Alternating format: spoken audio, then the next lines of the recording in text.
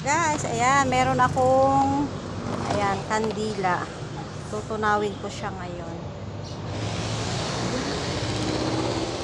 Lalagay natin siya sa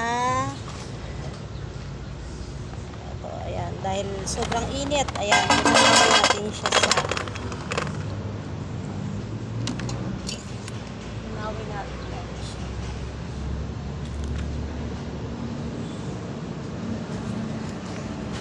Tunawin natin yan. Balikan natin siya after ilang minutes.